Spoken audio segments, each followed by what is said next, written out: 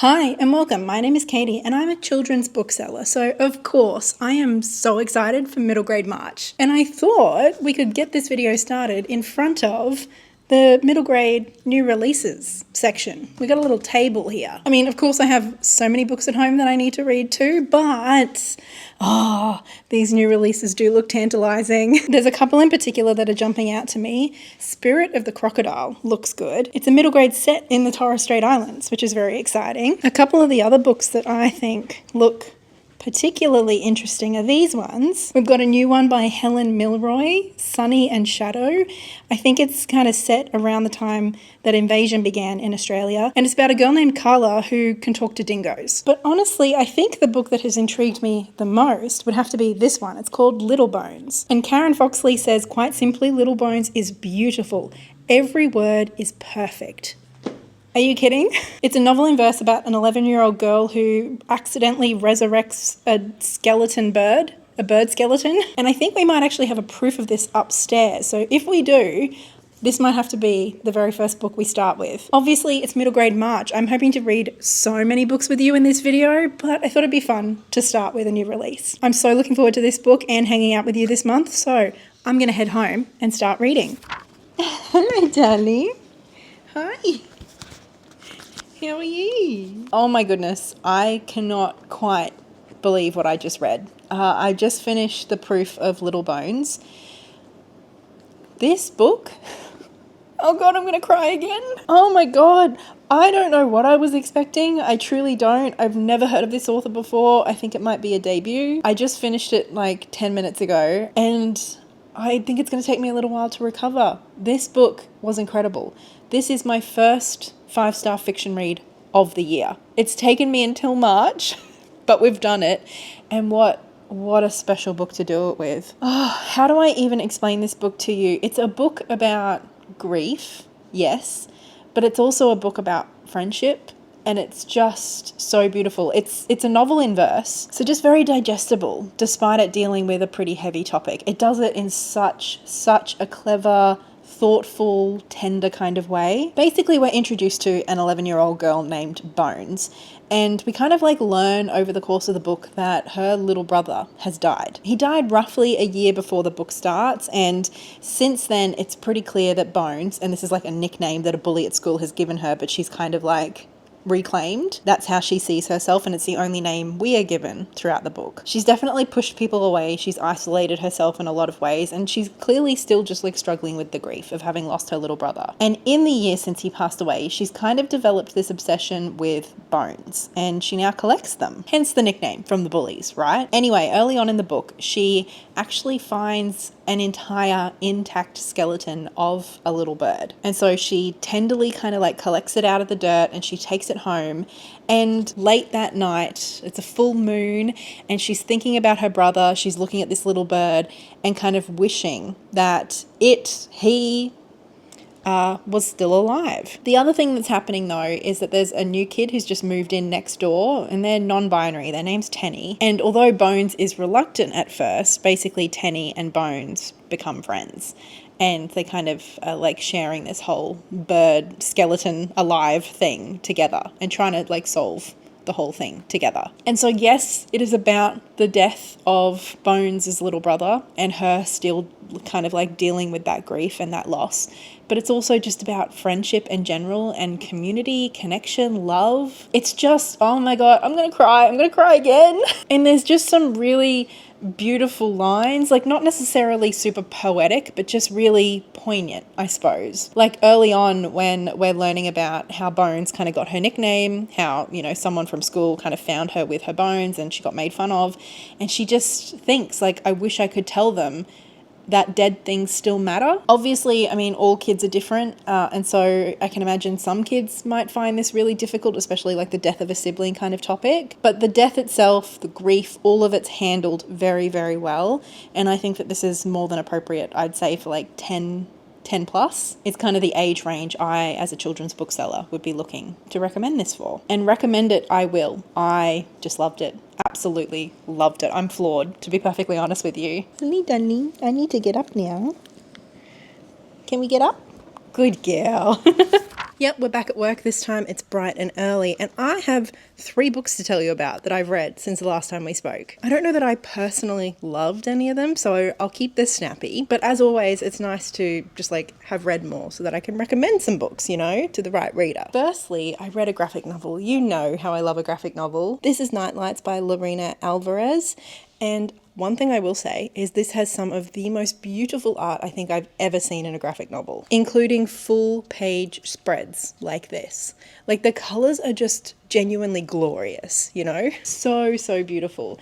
And the faces are really expressive. It's not a very wordy graphic novel, so it was very, very quick to read. And it's basically about this girl, Sandy, who loves to draw. And then she kind of gets possessed by a ghost that makes her draw so that the ghost can feed on her drawings, which is a concept I really liked. It was just the ending kind of, I don't know, fell a little flat to me. It just felt like a little episode as opposed to a full story, I guess. And so in that way, even though the art was beautiful, I really liked the characters, I enjoyed the story, I'm kind of left not knowing exactly who I would recommend this to. Anyway, that was my first one. Then I read Yarn Quest, The Search for the Story Realm by Brooke Scobie and Jade Goodwin. This is a new series. I think there's 3 books out, and this is by 2 Indigenous folks. So there definitely is an element of Aboriginal culture that is interwoven into this, which is always lovely to see. Basically, it's a story about stories and what's the difference between a story and a lie. And this all kind of happens because a kid stumbles across a story spirit, who's basically the spirit from a certain element of the dream time, who's kind of been stuck here in our real world because they're young and they haven't yet figured out how to finish a story, which is what they need to do to get home. So a very quick and easy read. And then a book I've been wanting to read for quite a long time because I love this cover. It is The Song of Lewis Carmichael by Sophie Laguna, and the illustrations are by Mark McBride. And the illustrations in this are gorgeous. Here's just a sneak peek, and it's not even the best one because I don't want to spoil anything. In this one, we're introduced to a young boy named Matthew who's kind of obsessed with the North Pole, obsessed. And he also, we kind of gather over the course of the story, he doesn't really feel very confident in himself, and he doesn't really feel like his parents believe in him. Anyway, late one evening, a crow knocks on his window, taps on his window with its beak, and speaks to him and is like, "Oi, I've got a balloon that's headed to the North Pole outside your window. Quickly jump in and let's go on an adventure." This crow's name is, of course, Lewis Carmichael, and yeah, then we're basically off on an adventure to the North Pole. So I really liked a lot about this. When we get to the North Pole, we basically watch Matthew explore, yes, but also just prove to himself how capable he can be. And I really love Lewis Carmichael, the crow character. I'm always a sucker for a talking animal character. I really am. And on a surface level, I did like the ending. But if I think about it too much, and maybe I am just thinking about it a little bit too much, but if I think about the metaphor of this whole story a little bit too much, it does feel a little ableist to me, and I don't know how to explore that without giving spoilers. As far as the adventure and everything that happens on the North Pole, it is quite gently told. There is some pretty intense stuff with a polar bear and some wolves, but the way that it's told is definitely age appropriate and not too scary. The focus certainly is on Matthew kind of learning about himself and starting to believe in himself. So I think of all of them, despite my reservations about the ending, this was definitely my favorite of the 3 that I read recently. But anyway, that is it for now. I need to go get the shop ready to open. I finished another book. This time I read Sunny and Shadow by Helen Milroy, and this is Helen Milroy's latest release. And I am always excited to see when she comes out with a new one. And this is just a very short book. It's more junior fiction than middle fiction. And I think I mentioned at the beginning that this is about a girl named Carla who can speak to dingoes. And it starts out, the beginning of the book, it's set kind of just as invasion is starting in Australia. And essentially Carla belongs to a community that is the dingo people. They live on dingo country, and Carla is a descendant, and she herself is one of the people who dingo is their totem, and it's her responsibility to care for the dingoes. Hence their close relationship and her ability to communicate with them. However, when invasion starts, obviously things change very rapidly. And in particular, obviously, the people are driven off their land, but dingoes, a lot of flora and fauna have been destroyed since invasion. But dingoes in particular were very, very demonized and intentionally kind of like hunted by the pioneers and by the invaders, largely because obviously dingoes being dingoes, they're predators, they're carnivores, they would often attack and eat sheep. And that kind of perception of dingoes being like this pest continues even today. Anyway, that's all just like context, right, for this story. As I said, Carla has a very close relationship with dingoes, and it's her responsibility, part of her like heritage, to care for dingoes and for dingo country. But when invasion starts and the people are driven off their land and the dingoes are hunted, kind of like all of that comes to an end. What I was not expecting was for this book to then jump forward into the future, not necessarily to modern day, but closer to modern day, like a couple of generations down the line. And essentially one of the young dingoes that was really close to Carla, his name was Chi-Chi, he basically escaped into like this sacred cave that was connected to Dreamtime. And essentially he finds himself in this kind of like future scenario, and he comes across a girl named Sunny, who it turns out is Carla's granddaughter, which is just like beautiful in and of itself. But together they kind of seek to try and bring the dingoes back to dingo country. And so even though this is a very, very short story, and it's definitely one of those stories that would be a great read aloud for like even 5, but like 6+. It'd also be a great early independent reader for maybe like 7+, depending on reading level. Honestly, there's a lot here. There is a lot here. Of course, it's Helen Milroy. I mean, not only is there stuff here about like how important cultural knowledge is and taking care of country is, but there's also lessons here about like sacred stories and like sharing knowledge and sacred knowledge, and how the responsibility now to rehabilitate the land is not only like crucial for our own survival at this point, but how traditional knowledge needs to be a part of that if it's going to be done right. So it's about environmentalism, taking care of country, like it's just about a lot of stuff. And yet it's very approachable, accessible. It's just a lovely story. And getting to know this family over a couple of generations too, it's just... I just loved it. Honestly, if I could say anything, it was a little slow to get started. Like by about like 30 pages, 25 pages, and it's very short. I wasn't necessarily exactly sure where we were going. And like, I liked it well enough, but I wasn't into it. But it was definitely like that time jump forward, which is why I'm telling you about it. I know it's kind of spoilers, but I mean, come on, we're talking about junior fiction. It's not like there's twists and turns that you just like won't see coming. And obviously these are more for the young people in your life. And I definitely hope that this is a book that some of you might choose to pick up and share with those young people in your life, because it's a really great story. I loved it. I loved it. I loved it. I loved Sunny and Shadow. I loved all of the characters, and I just kind of flabbergasted at just how much Helen Milroy can put into such a seemingly simple story in the span of like 80 pages. Incredible. What a treat. What a delight. Hi. So it turns out I actually have quite a bit to update you on. Anna and Frogger. This is a weird little graphic novel. It's so cute. So cute. I bought this literally just because of the illustrations. I love it. I'm obsessed. I've read, again, like, I don't know, like maybe a third of it, and I am liking it well enough. I just don't know that I want to like read it all in one go. Because basically, rather than this being like a story front to back, like one story, it's basically more like little skits. Most of them I would say are just like 4 pages. 4 pages for each skit. And some of them are funny. Some of them are like kind of mean funny. Some of them are a little bit quirky and absurd. I'm liking this well enough. I'm not like obsessed with it where I can't put it down.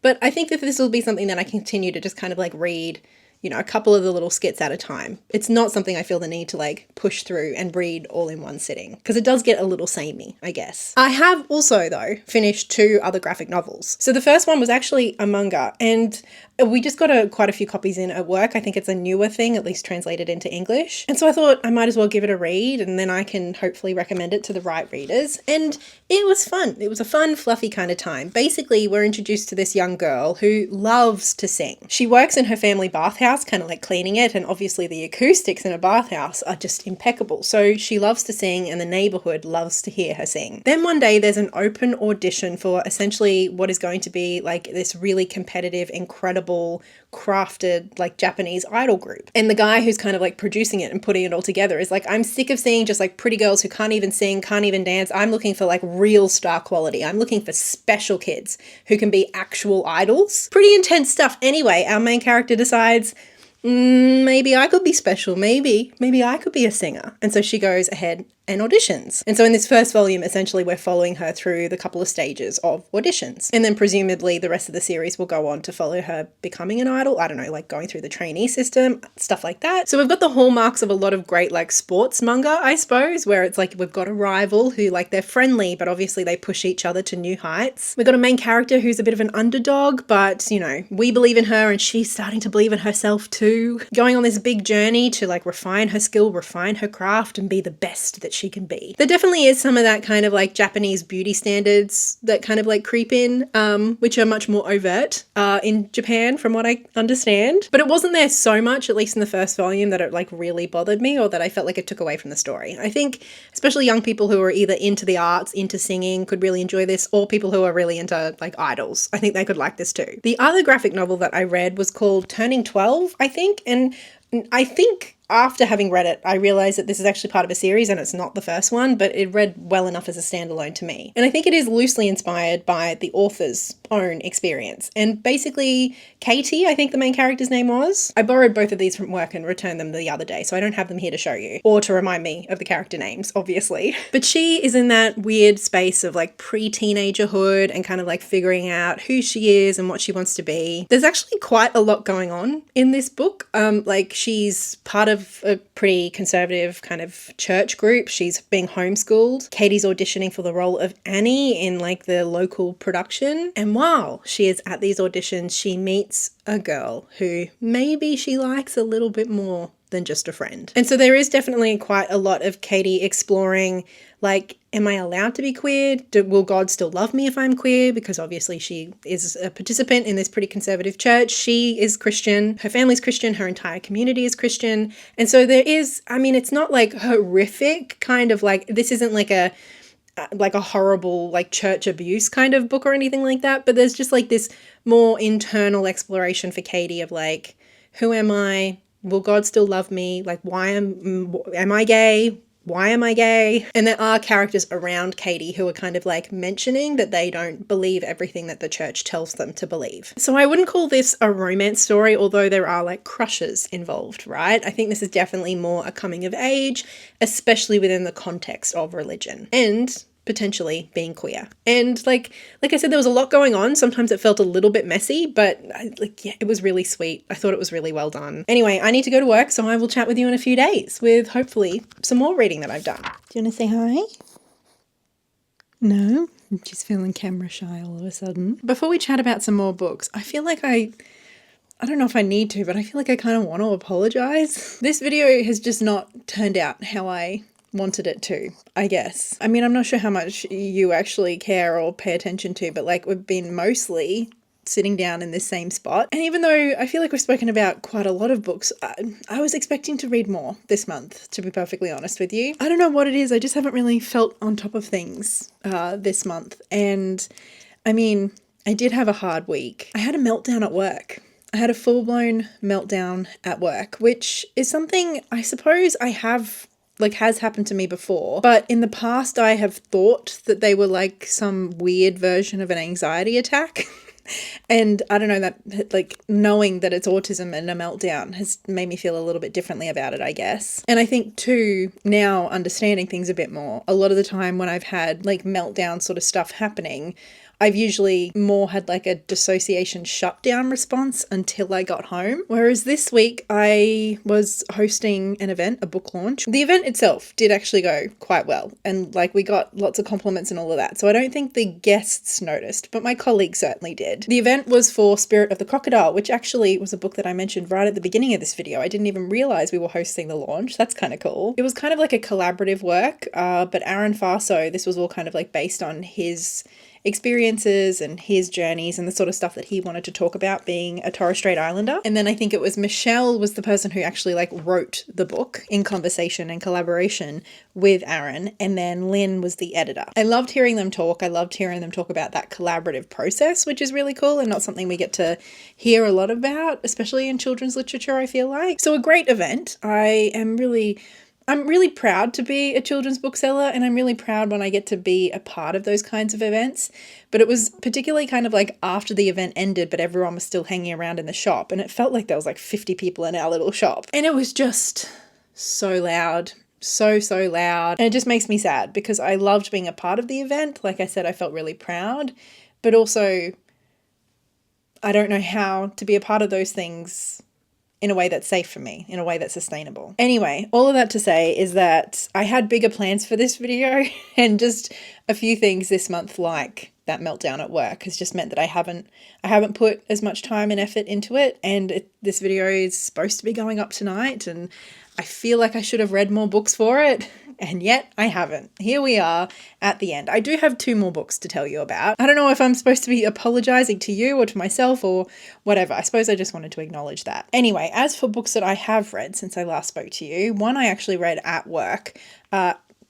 Must have been 2 weeks ago now. It is like a decent length. I want to say it's like 120 pages or something, but it's mostly pictures. It's very Sean Tan-esque, if I can say. I don't know how many of you, especially internationally, will recognize that, but Sean Tan is much beloved. Kind of one of those creators who almost makes picture books for adults in a way. And I'm not saying that this is not appropriate for young people, but it definitely has that kind of like artistic quality to it, literary quality to it. There's something kind of dark but also really beautiful about it. And in this one, it's basically this kind of like apocalyptic flood that happens, and there's only 3 characters in this whole story. These 2 siblings, a brother and his younger sister, and their grandmother. The 3 of them together manage to get to like the top of a really tall like apartment building, and that's how they survive this flood. And we just follow them as like the grandmother teaches them like how to survive and take care of themselves. Like she's teaching them how to garden and how to like grow things that will feed them. She's teaching them how to tie knots. It's one of those things that could be read as like commentary on the climate. It could also be read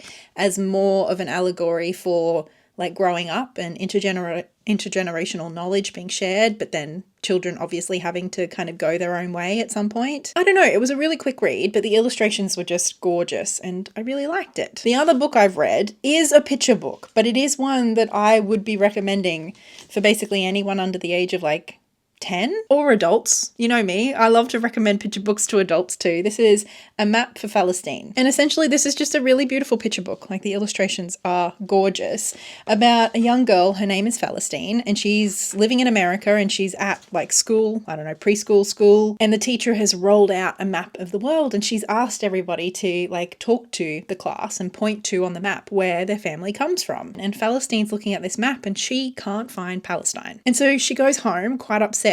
And we watch as she asks the different people that she lives with, the different people in her family, like, why isn't Palestine on a map? And all of the people in her family, her grandfather, her mum, her grandmother, they all kind of have a bit of a different answer. For example, the grandfather actually draws her a map of Palestine and is like, here, you take this back to school and you tell your teacher that she has no idea what she's talking about. This is our homeland. Her grandmother instead talks about the Nakba and being expelled. The soldiers came with their tanks and their guns. I carried your mother in my arms and ran to the Jordan River to protect our family from harm. They destroyed our villages and gave them new names. They burnt the fields and the olive trees. We left our homes and many loved ones behind. Later on, when she asks her mother, where is Palestine? Why isn't it on a map? She replies, sometimes people live in countries. Sometimes countries live in people. Palestine lives in you and me. So it carries on like that, and with Palestine kind of, you know, having this new understanding of what Palestine means to her and her family and why it isn't on the map, and she can't wait to go to school the next day and tell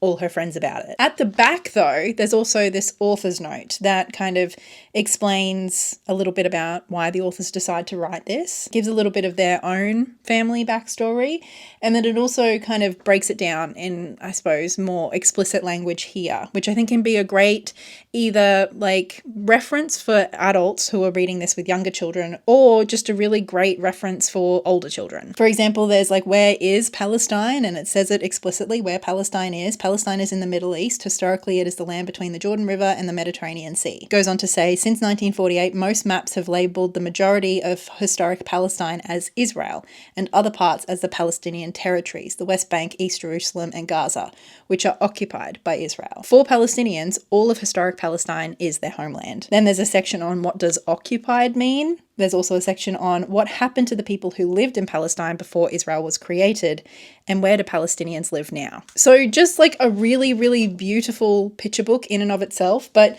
I love a picture book with like information at the end like that, because to me it just makes it so useful for so many different people. Like I can see this being a really affirming, beautiful story for young Palestinian children living in the diaspora, for example. But I think this is also just an incredible resource for kids who are asking questions about like, what is Palestine? What's going on? Because even though, you know, like the history of Palestine and Israel is like pretty simple, really, especially given how complex other regions and kind of conflicts can be. Palestine is a very simple one. I understand that it can still be a tricky thing to talk to kids about and kind of knowing where the line is regarding like what's appropriate for kids, you know, and just how to approach it in the best but also truthful way.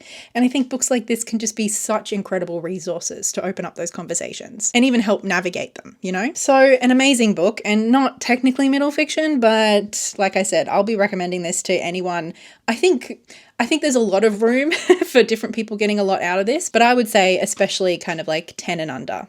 Great resource. And just a lovely book too. But anyway, like I said, this video is due to go up tonight, so I don't want to be yapping too long. I still need to edit this last section. Thank you so much if you have made it all the way to the end. I hope you enjoyed this video and chatting middle grade books with me this month. Although I suppose it's early April now. Anyway, you know what I mean. A big thank you as always to my lovely patrons, and especially big thank you to Livia and Lynette Brown. Let me know if you managed to read any middle grade in March. I'd love to hear, and I'll talk to you in the next video. Until then, happy reading.